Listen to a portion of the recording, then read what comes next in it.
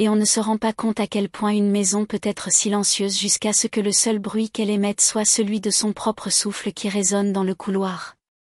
Voilà ce qu'était devenue ma vie, un écho. Mais ce soir-là, quand j'ai ouvert la porte et que je l'ai vu debout sous la pluie, j'ai réalisé que quelque chose avait déjà commencé à changer en moi. J'y avais vécu pendant près de 17 ans. Ce n'était pas une rue très animée. Les voisins vieillissaient sur place, les rideaux restaient tirés, et je m'étais habitué au rythme de cette solitude jusqu'à ce que la maison en gris-brun à côté de la mienne soit vendue. Le camion de déménagement est arrivé un mercredi. Je l'ai observé depuis la fenêtre de ma cuisine, un café à la main. Il soulevait des cartons comme s'il ne pesait rien. Il portait un jogging gris et un t-shirt blanc uni. Ses bras étaient musclés, mais pas ostentatoires. Il y avait quelque chose de calme chez lui, de pensif. Plus tard dans l'après-midi, il a sonné chez moi. Je me souviens m'être essuyé les mains sur un torchon, sans m'attendre à personne. « Salut », a-t-il dit avec un demi-sourire nerveux. « Je suis Adam, je viens d'emménager à côté. » Sa voix était grave, mais pas pesante, calme, gentille. Il m'a tendu une petite plante en pot. Je me suis dit que ça portait malheur de ne pas se présenter à ses voisins. C'était la première fois que je le regardais vraiment dans les yeux, brun, doux, curieux. J'ai souri. « Bienvenue dans le quartier, Adam. » « Je suis Anna. » J'ai pris la plante, et pour une raison que je ne pouvais expliquer, mes mains tremblaient légèrement. Au cours de la semaine suivante, nous nous sommes croisés plus d'une fois dans l'allée, à la boîte aux lettres. Un jour, alors que je taillais mes rosiers, il s'est approché et m'a proposé de m'aider à déterrer une racine rebelle. « Tu n'es pas obligé, lui ai-je dit. »« Ça ne me dérange pas, » a-t-il répondu en s'essuyant le front avec sa manche. « J'aime être dehors. » Il a bavardé, posé des questions sur le quartier, les cafés que j'aimais, les livres que je lisais. Mais sa façon d'écouter était différente. La plupart des gens écoutent pour répondre. Lui écoutait pour comprendre. Plus nous parlions, plus je réalisais que ce genre de présence me manquait. Pas seulement de la compagnie, mais de la curiosité, de la connexion. Puis sont arrivés les biscuits.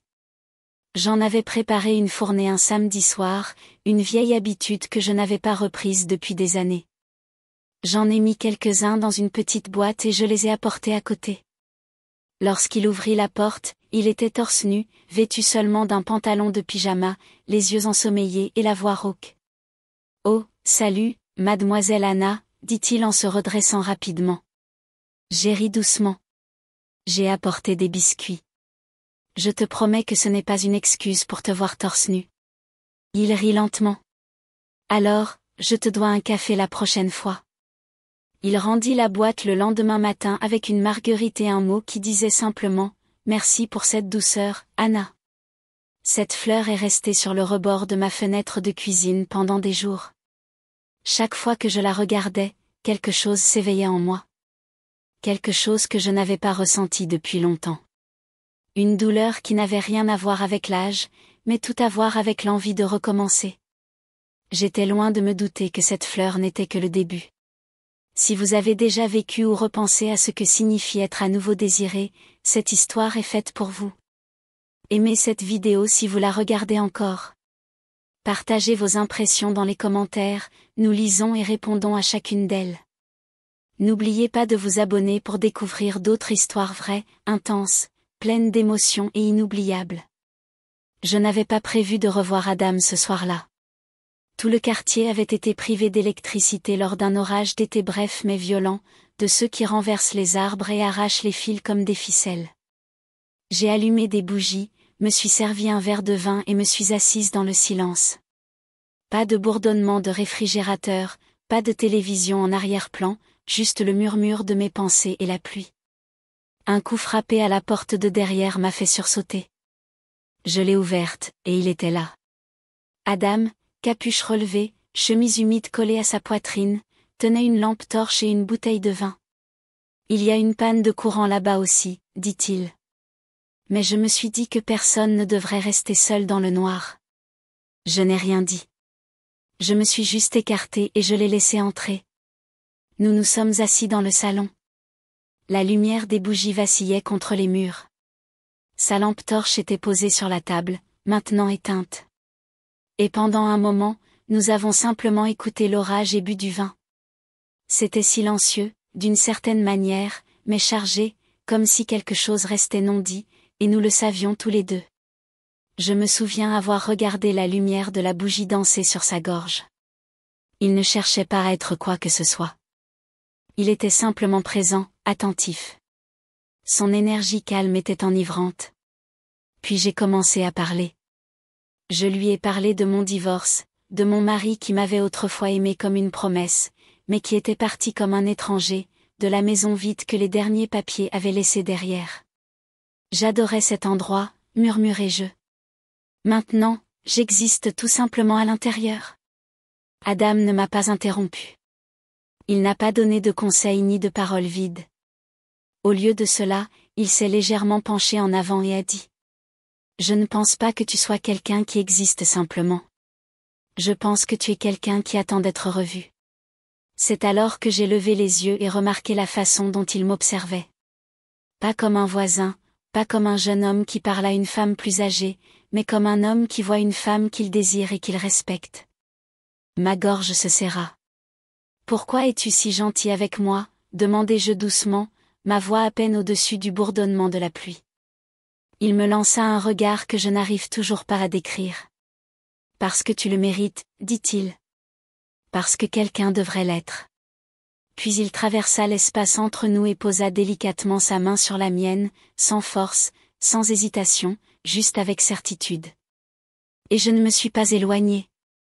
Nous n'avons rien fait cette nuit-là, mais il arriva quelque chose que je n'arrive pas à nommer. Quelque chose qui s'installa dans la pièce comme un second souffle. Il resta des heures. Quand la pluie s'est calmée, je l'ai accompagné jusqu'à la porte. Nos regards se sont croisés encore une fois, cette fois-ci délibérément. Et avant de partir, il s'est retourné et a dit. Je ne sais pas ce que c'est, mais je veux le savoir. Avez-vous déjà vécu un moment qui a tout changé? Si cette partie de l'histoire vous a touché, aimez la vidéo, elle vous sera d'une aide précieuse. Laissez un commentaire ci-dessous. 4 jours s'étaient écoulés depuis la nuit où Adam était resté pendant la tempête, 4 jours où j'avais trop avoué, où j'avais laissé quelqu'un vivre avec ma douleur sans essayer de la soulager, où j'avais remué dans un endroit que je croyais silencieux depuis toujours. Et puis il a frappé à nouveau. Cette fois, il ne pleuvait pas, il ne faisait pas nuit. Il n'y avait pas d'orage dramatique ni de coupure de courant. C'était un vendredi soir comme les autres. J'ai ouvert la porte, et il était là, en t-shirt blanc immaculé, un sac de course à la main et ce même sourire discret qui adoucissait tout le reste du monde. J'ai apporté le dîner, dit-il. Tu n'as pas eu de compagnie depuis un moment. Je ne pouvais pas mentir. Je n'en avais pas eu. Pas le genre à me remarquer, pas le genre à venir sans raison particulière. Nous nous sommes assis à la petite table de ma cuisine. Il a fait un sauté, j'ai servi du vin, et nous avons reparlé de livres, de musique, de nos erreurs, de la vie et de l'amour. Puis quelque chose a changé, ni dans l'air ni dans la pièce, mais en moi. J'ai remarqué comme je me penchais quand il parlait, comme je riais un peu trop facilement, et je ne l'ai pas repoussé. Après le dîner, nous nous sommes installés sur le canapé, pas tout près, mais pas loin non plus. Nous avons regardé un film sur Netflix, mais aucun de nous n'y a vraiment prêté attention. La pièce était chargée, comme si le silence résonnait, comme si chaque seconde était remplie de la question qu'aucun de nous n'osait poser. Et puis j'ai baissé ma garde, juste un peu. Tu penses à cette nuit-là, ai-je demandé à Adam. Il a hoché la tête, lentement, honnêtement. Chaque jour depuis. Mon cœur battait plus fort que les dialogues à l'écran. Je pensais ce que j'ai dit, a-t-il poursuivi. Je ne sais pas ce que c'est, mais je veux savoir si tu me laisseras faire. Et c'est là que j'ai fait quelque chose que je n'avais pas fait depuis des années. J'ai tendu la main, ni vite, ni désespérément, mais avec la certitude d'une femme enfin prête à s'abandonner au besoin, au désir. J'ai posé ma main sur sa joue, et il a fermé les yeux comme s'il avait attendu ce moment toute sa vie. Cette nuit-là, il n'a pas dormi sur mon canapé. On ne s'est pas précipité. On n'a pas explosé. On a simplement laissé faire. Les lumières sont restées éteintes, mais j'avais vu plus clair. Avez-vous déjà laissé entrer quelqu'un, ne serait-ce qu'un tout petit peu, et découvert qu'il vous avait tout rendu? Le lendemain matin, la lumière du soleil était différente, non pas pour des raisons grandioses ou cinématographiques, mais parce qu'elle tombait sur l'épaule nue d'Adam, dorée. Il dormait, comme s'il avait toujours été là. Et pour la première fois depuis des années, je ne me suis pas réveillée seule. Mais le poids du monde s'est rapidement imposé à moi. La réalité a ce don. Je me suis glissée hors du lit et suis restée dans la cuisine à réparer la machine à café, comme si elle contenait des réponses. Il avait 19 ans, j'en avais 52. Il commençait tout juste. J'étais au milieu de tout ce que j'avais déjà construit et perdu, et je continuais à reconstituer tranquillement les pièces. Était-ce un moment? Une erreur? Un besoin que nous avions comblé l'un pour l'autre pour une nuit? Mais lorsqu'il est entré, les cheveux en bataille, le regard doux, il n'avait pas l'air de quelqu'un de confus ou de regrettant. Il avait l'air ancré. Il s'est approché de moi par derrière, a passé ses bras autour de ma taille et a posé son menton sur mon épaule. « Tu es en train de te tirer d'affaire ?» a-t-il demandé doucement. J'ai hoché la tête.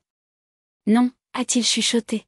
« Tu n'es pas obligé. » Plus tard ce jour-là, j'ai dit à ma meilleure amie qu'Adam était revenu dîner. Je n'ai rien dit d'autre. Elle m'a demandé si c'était bizarre d'avoir toujours quelqu'un de beaucoup plus jeune dans les parages. J'ai souri. Pas bizarre. Inattendu. Mais c'était peut-être ce dont j'avais besoin. À vrai dire, je ne savais pas ce que c'était. Nous n'avions pas défini ce que c'était. Nous ne l'avions pas planifié. Mais Adam n'était pas une décision irréfléchie. Il était prudent, patient, intentionnel. Il ne demandait pas plus que ce que je pouvais donner, mais il donnait plus que ce que je pensais pouvoir recevoir. Au cours des semaines suivantes, il m'apportait des petites choses, des chocolats, des fleurs du kiosque du coin, des disques qu'il pensait que j'adorerais. Je me surprenais à attendre qu'il frappe à la porte, à attendre sa présence dans toute la maison. Nous ne parlions jamais de ce que nous faisions de manière sérieuse, mais à chaque fois que nous partions, sa main trouvait la mienne lors de nos promenades nocturnes. Réclamé, non possédé, non choisi.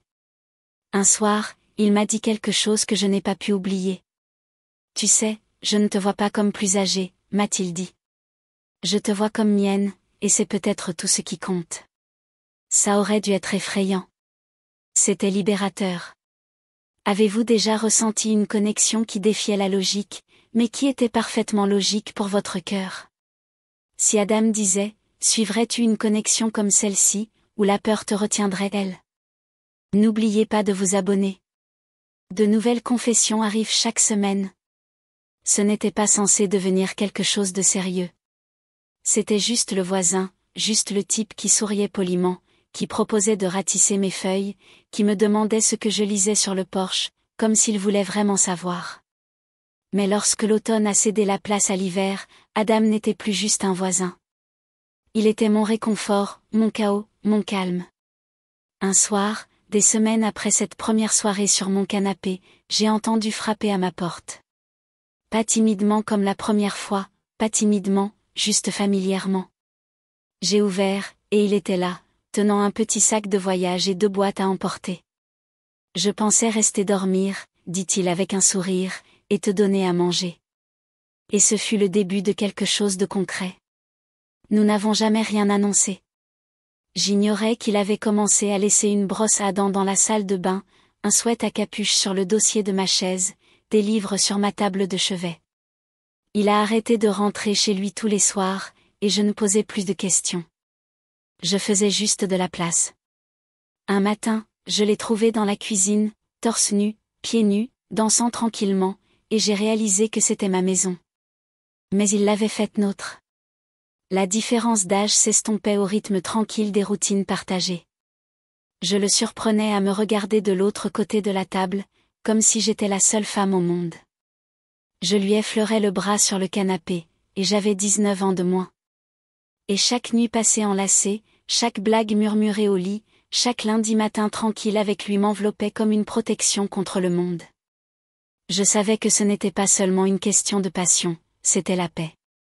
J'avais été choisie, vue, désirée, non pas malgré mon âge, mais à cause de lui. Tout le monde ne comprendrait pas, mais tout le monde n'en avait pas besoin, car Adam avait fait un choix. Et moi aussi. Et l'étiquette que le monde voulait nous coller n'avait pas autant d'importance que son front contre le mien avant de m'endormir. Il m'aimait comme aucun homme de mon âge ne l'avait jamais fait. Pas pour ce que j'étais, pas pour ce que je pouvais offrir, mais pour qui je suis pleinement maintenant. Et dans ses bras, je ne me sentais plus comme une femme de 52 ans qui essaie de prendre un nouveau départ, mais comme une femme qui a enfin trouvé sa place. Qu'en penses-tu? L'amour peut-il être trop inattendu pour y croire? Penses-tu que la vie a une fin pour l'amour, comme si, passé un certain âge, ce n'était plus que de la compagnie, des dîners tranquilles, de l'amitié, des souvenirs du passé? J'avais accepté cela, ou du moins je m'en étais convaincue. Mais Adam, il n'est pas entré comme ça dans ma vie. Il l'a saisi et m'a rappelé que je n'avais pas fini de rêver, que je n'avais pas fini de mériter. Je me souviens d'être assise sur mon canapé un matin après son départ au travail, tenant la tasse à café qu'il utilisait toujours. Et j'ai pleuré, non pas parce que j'étais triste, mais parce que j'avais enfin retrouvé. Je n'avais jamais prévu cela. Je ne l'avais pas recherché. Je n'avais même pas réalisé à quel point je me sentais seule jusqu'à ce que sa voix remplisse le silence auquel je m'étais habituée. Et maintenant, je ris encore plus. Je cuisine avec quelqu'un plutôt que seul. Je m'endors portée, non pas par des souvenirs, mais par un homme qui me choisit encore et encore. Les gens murmurent-ils? Peut-être. Certains diraient-ils que c'est imprudent? Peut-être. Mais moi, je dis que c'est réel, et honnêtement, le réel est rare. Alors, je m'y accrocherai de toutes mes forces, parce que pour la première fois depuis des années, je ne vois pas quelqu'un qui a été abandonné. Je suis retrouvée.